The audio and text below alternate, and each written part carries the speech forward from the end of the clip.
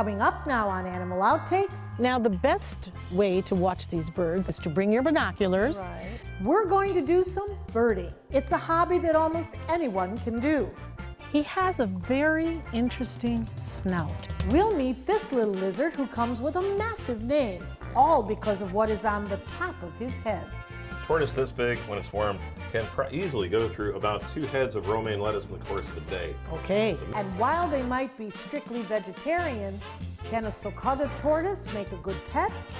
This and much more straight ahead on Animal Outtakes.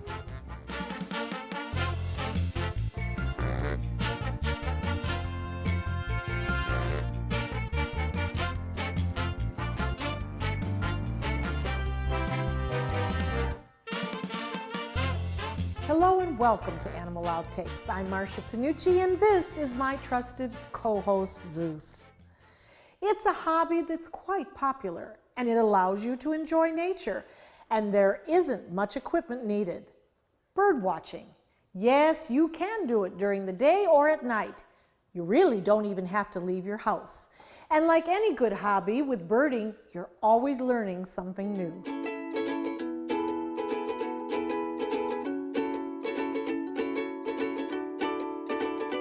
You're sitting on a gem here. Definitely. And it's kind of a quiet gem. Mm-hmm. Florida is, well, pretty flat. So when you see a large 85-foot tall mound like this one in Sarasota County, many would assume it was an old landfill. But they are mistaken. This area, called the Celery Fields, is man-made, but it actually was created to prevent flooding. The Celery Fields was developed for conservation here in Sarasota County. How about when this started and why did it start? Well, years and years ago, the houses, especially along the Philippi Creek Basin, whenever we had storms or hurricanes, many of the houses would get flooded out actually, sometimes dozens at a time. And so it was a perennial problem for the county. And so the solution was that the county purchased 300 acres originally from the last remaining celery farmers actually, and that was in the early 90s. And then it took them about 5 or 6 years to re-engineer the 300 acres in order to hold the capacity of water in times of flood. And there are gates and control gates, there are canals and berms all around the system. And when there's a heavy flood, the county can close the gates and minimize the flow downstream. So it's a public safety facility, basically. But in the process, it became a beautiful area for all of us to enjoy, and especially to attract birds. Right. The Gulf Coast birds. Right. So who might we identify when we're here at Celery Fields? Well, we've recorded about 224 species of birds. The county planted more than 200,000 plants, attracting wildlife and lots of birds. What type of birds would we find here? Well, this is traditionally a marsh or a swamp area. And historically, this was actually a sawgrass marsh eons ago. And so you would get marsh birds. You would get gallinules and snipe and rails and wading birds. The wading birds that you normally see around town, herons and egrets and so forth, they are swamp and wading birds that they get their food from water. They're fish eaters. They eat the critters that are in the water. So. Now, the best way to watch these birds, I take it, because I saw you walking around with binoculars, is to bring your binoculars, right. Come early in the morning, Right. and take a look. That's right. And the county, as part of their restoration, they built 2 boardwalks. And every day on these boardwalks we have docents, birders, people who love to share their birding knowledge with people. And you don't even have to have binoculars to come and enjoy them. You can just come out there, they have a telescope and they usually put it on a bird that it's always fun to see, a bald eagle or a kingfisher or something. In this high-tech world that we live in today, where we're always looking at the internet and just not really experiencing, why then does something like the Celery Fields become so important? Do we really need it? to see the birds, to understand the ecosystem? Or could we exist without it? Oh no, we couldn't. We couldn't. One of the things about getting outside and looking at birds, for example, which is my particular interest, it increases your powers of observation in other areas. You see a bird in a particular tree, and you wonder why that bird is in that tree. And what is that tree? What is that tree called? You need to get out there to experience it, and everything's connected in nature. And so there's something unbelievably refreshing about birds and about wildlife. And birding is a hobby that can happen just about any place you travel to. You can check out the National Audubon Society's website for more information on species and groups in your area. Here's a fun fact. There's about 10,000 different species of birds in the world. So if you're a bird watcher, you likely won't run out of new birds to spot anytime soon. From birds to reptiles, our next animal is a unique kind of lizard. He's called a rhinoceros iguana. And I'll bet that you'll be able to tell why he gets that name.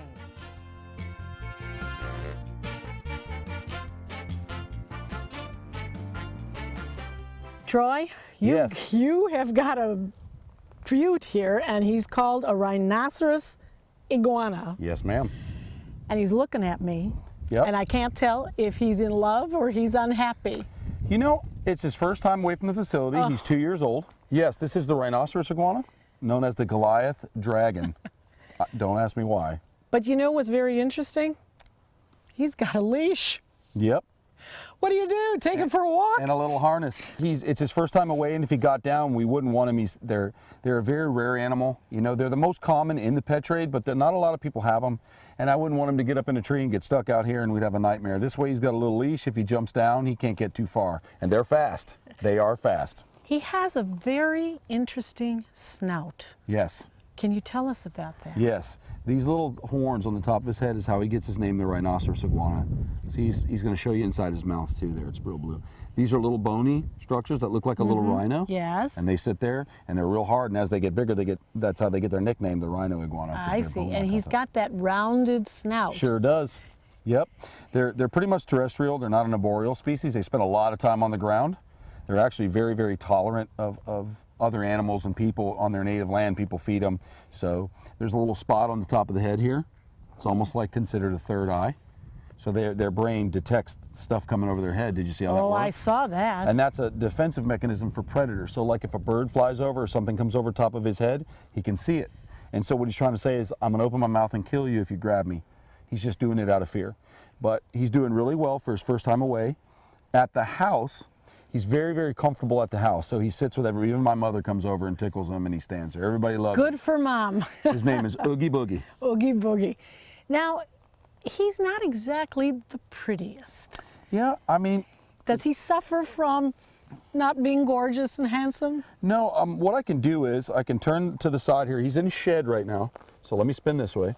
And if you look at the shed, he's dark pattern. This is his old skin. So he's growing. They're actually very blue.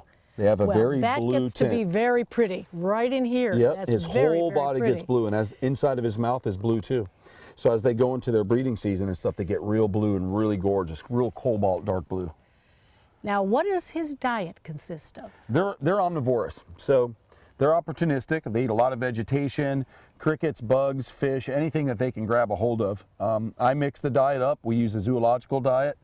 I give him a form of tortoise chow, which is a pellet form, and then we give him little bits of meat sometimes, and then a lot of greens and a lot of healthy stuff for his body so he can metabolize good. Now, how big will he get? About 54 inches. So he's going to get anywhere, they average anywhere from 2 feet to a little over 5 feet. Okay. But very, very, they're one of the girthiest lizards on the planet. And they have another cousin called the Cuban rock iguana that can live up to 80 years. Oh my goodness. Those horny bumps on the top of the snout may be where the rhinoceros iguana gets its name. But then again, it might have something to do with their hefty size. While the rhinoceros iguana won't get as long as a more common green iguana, the rhino iguana can weigh nearly twice as much. Next up on Animal Outtakes, this kind of eagle may not be as well known here in the States, but one look and you will see she commands attention. There is no mistaking she's an eagle. Eagles do have an attitude. They're very high-strung birds. And she knows that she's dominant. She knows she's top of the food chain, and she will remind you of it.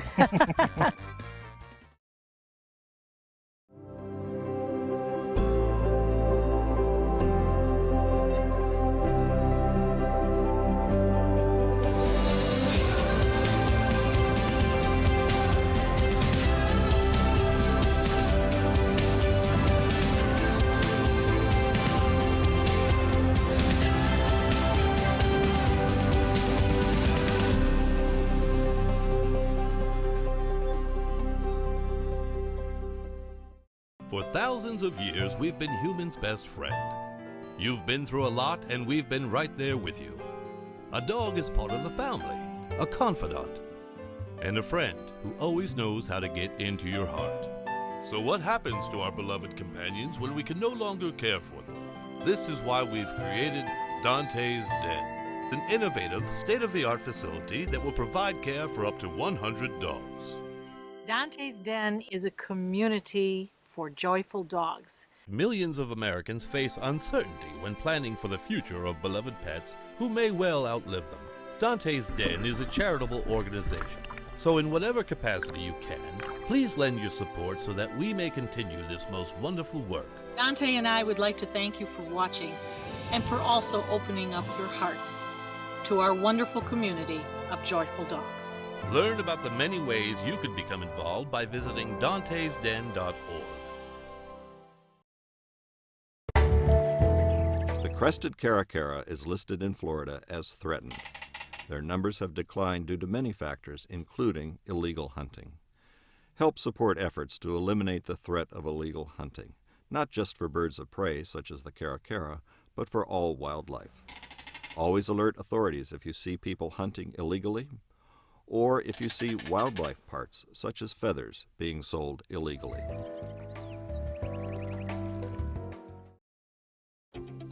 Welcome back. Eagles are a type of bird that gives off a sort of noble demeanor. They are a symbol of power and strength. And as you're about to see, our next guest proves just that.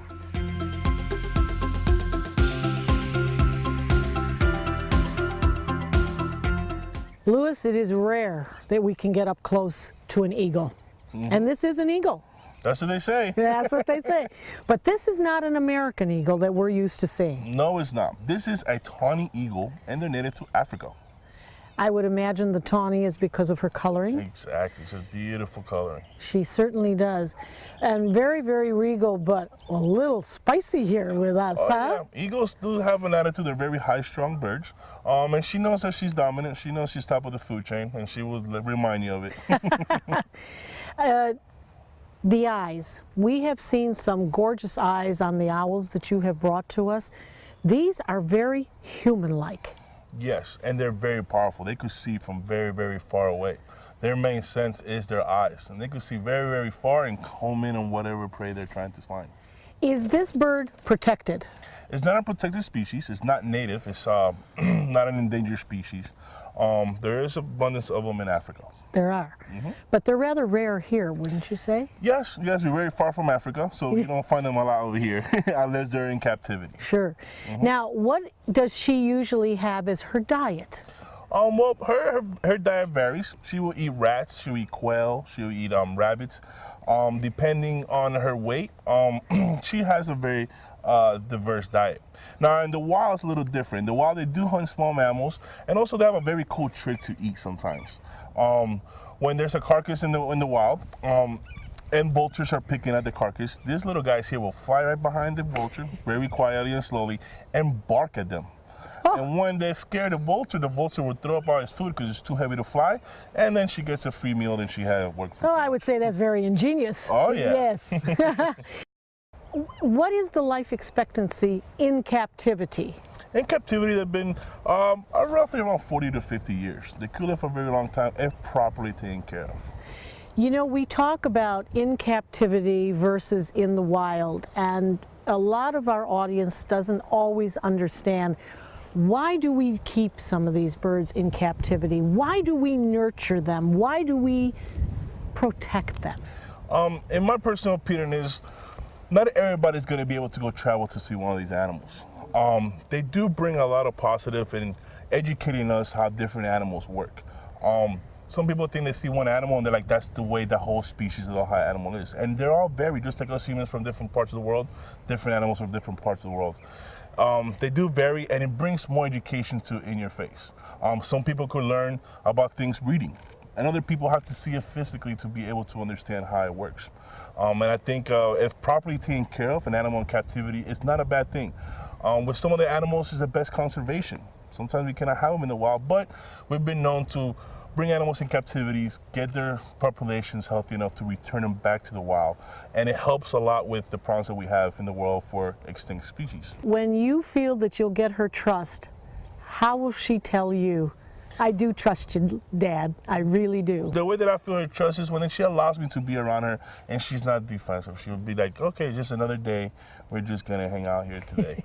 But that will take some time. Sometimes it might take months, it might take years, but it's all up to her. And my job is to keep her healthy, keep her safe, and work on our relationship for the rest of our lives. Well, you know, she has a stylish figure. What is she weighing in at? Right now, today, she's at a slim 6.3 pounds. Ooh, okay. Yes, which to most of us, like I said, does not seem like a lot of weight until you get a whole 6.3 pounds in your hand. Then it becomes very heavy. And she also has to fly, so the bigger she is, the more downdraft she's going to have. Exactly, but she does have a very large wingspan, and she show up for us. And with those big wings, she's able to fly just fine. And that's the iconic pose right there of an eagle. She gave us her best. There are about 60 different species of eagles in the world, and 2 are found right here in North America. Can you guess which ones? Yep, you've got it. The bald eagle, the symbol of the United States of America, and the golden eagle, who usually can be found in the western United States. Well, a tortoise is slow-moving and extremely quiet, but before you purchase one of these from the pet shop, you should know they won't stay little for long. Dr. Don tells us all about the sulcata tortoise, next in Pet of the Week. When it comes to drinking, what do you think moderation is? The U.S. Dietary Guidelines define moderation as up to 1 drink a day for women and up to 2 drinks a day for men. So what's a drink? The guidelines say a drink equals 12 ounces of beer, 5 ounces of wine, or a cocktail with 1.5 ounces of distilled spirits. Each contains the same amount of alcohol. Like to learn more? Visit drinkinmoderation.org. This is important news for women who were administered chemotherapy intravenously for breast cancer and then suffered permanent hair loss. The chemotherapy drug Taxotere has been linked to permanent alopecia or permanent hair loss. Some women administered the breast cancer chemotherapy drug Taxotere have suffered from permanent hair loss on scalp, eyebrows, and eyelashes. The FDA has urged doctors and the manufacturer to warn women administered Taxotere of the risk of permanent hair loss. If you or a loved one were administered chemotherapy intravenously for breast cancer and suffered permanent hair loss, you may have a right to a cash award and medical expenses. If you suffered permanent hair loss after chemotherapy for breast cancer, call the law offices of Davis & Crump at the number below right now to find out if you are eligible for a cash award and medical expenses. Call the law offices of Davis & Crump right now. Our first consultation is free, and we don't get paid unless you get paid. Call now. Operators are standing by.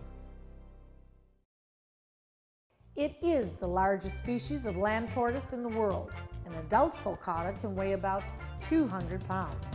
But a pet that big means they likely will be hefty eaters too. So this begs the question, is a sulcata tortoise the right pet for you? Dr. Don tells us more.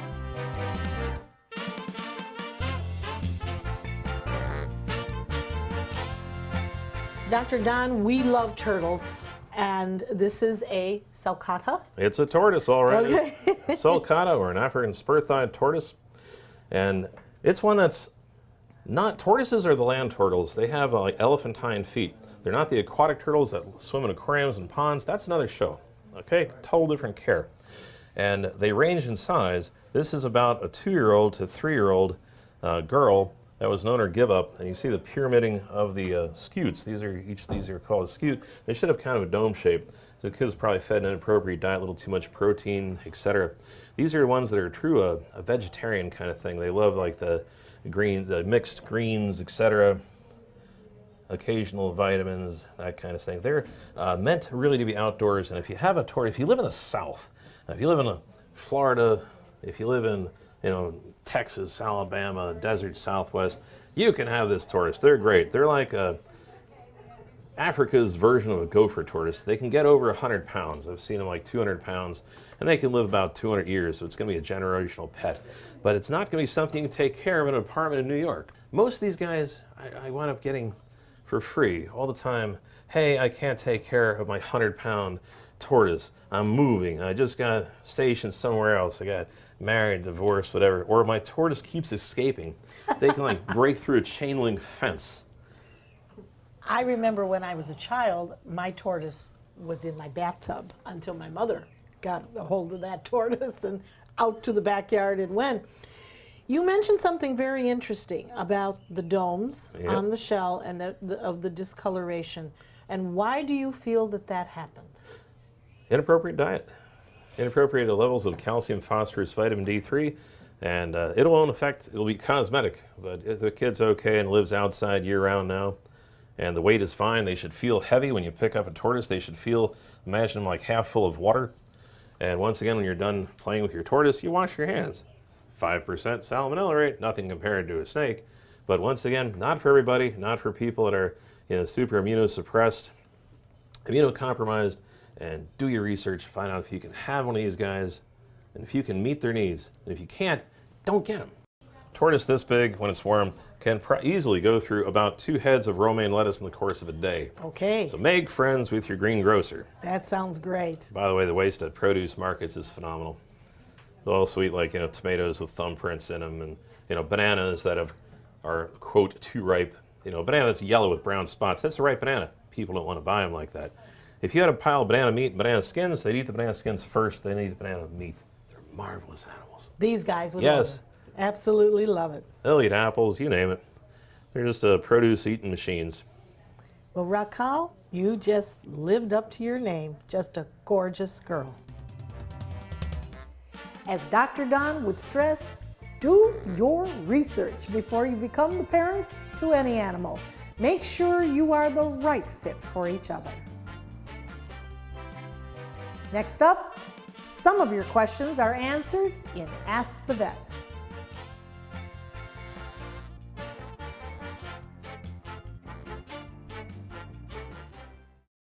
For thousands of years, we've been humans' best friend. You've been through a lot, and we've been right there with you. A dog is part of the family, a confidant, and a friend who always knows how to get into your heart. So what happens to our beloved companions when we can no longer care for them? This is why we've created Dante's Den, an innovative, state-of-the-art facility that will provide care for up to 100 dogs. Dante's Den is a community for joyful dogs. Millions of Americans face uncertainty when planning for the future of beloved pets who may well outlive them.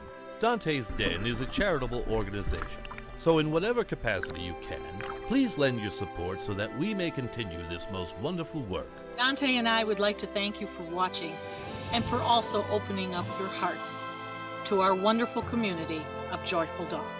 Learn about the many ways you could become involved by visiting dantesden.org. Call to see if you qualify to enroll in a Medicare Advantage plan right now. At Humana, we believe great things are ahead of you when you start with healthy. And part of staying healthy means choosing the right Medicare plan. Humana can help. With Original Medicare, you're covered for hospital stays and doctor office visits when you're sick, but keep in mind you'll have to pay a deductible for each. A Medicare supplement plan can cover your deductibles and coinsurance, but you may pay higher premiums than you do with other plans, and prescription drug coverage isn't included. But with an all-in-one Humana Medicare Advantage plan, you could get all that coverage plus Part D prescription drug benefits, all for an affordable monthly plan premium, and in some areas, no plan premium. It's all described in this free book and DVD. Call for yours and discover how an all-in-one Medicare Advantage plan from Humana could save you money. Call 1-800-558-8779. You love your couch and want to protect it from spills, food, and scratching, shedding pets. Introducing Couch Coat, the reversible, washable quilted cover that protects your couch. Shield against spills. Wow! Stop stains and dirty pet paws and sharp claws. Plus, it's reversible with 2 stylish colors. Guaranteed to fit any couch up to 92 inches or your money back. It even has covers to protect armrests. Machine washable too. My grandkids destroy everything, but with Couch Coat, my couch is always protected, looking as good as it did the day I bought it. Get your Couch Coat for just $19.99, and it's reversible in brown and cream, like 2 couch coats for the price of 1. Order right now, and you can double your offer. Get a second Couch Coat. Just pay a separate fee. Order right now. Call 1-800-943-0710 to get your couch coat. Call now or go to couchcoat.com. So call 1-800-943-0710. That's 1-800-943-0710. Call now.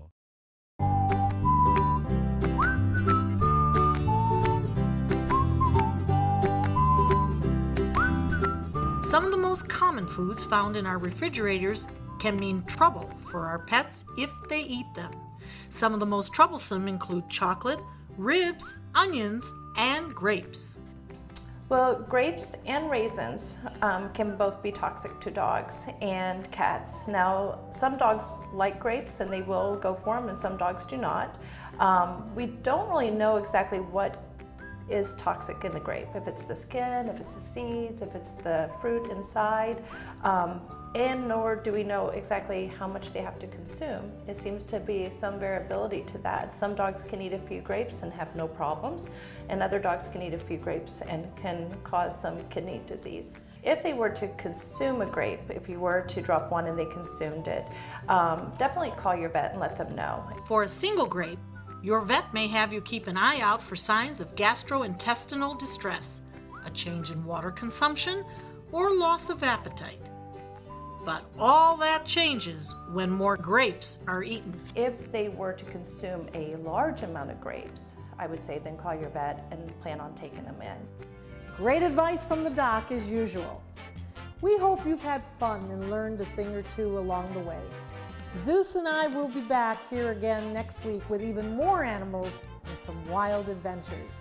Until then, thanks for watching.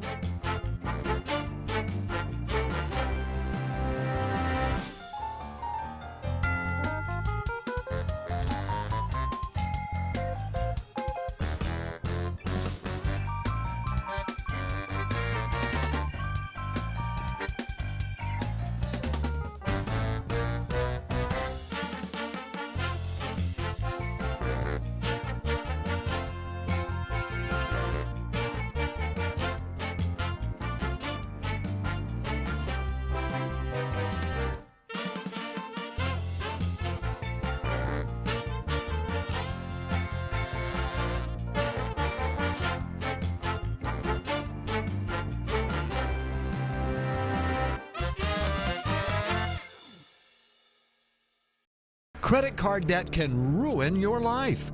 If you owe $10,000 and minimum payments are siphoning away your paycheck each month, you can get debt-free in less time than you think. I've paid $800 a month for the past 3 years and haven't changed the balance on my credit card. Get debt-free now has a program to reduce your debt, stop the harassing phone calls, avoid financial ruin, and settle for less than you owe. I feel like a huge weight has been lifted off my shoulders. You're pre-approved for our special hardship program if you owe $10,000 or more.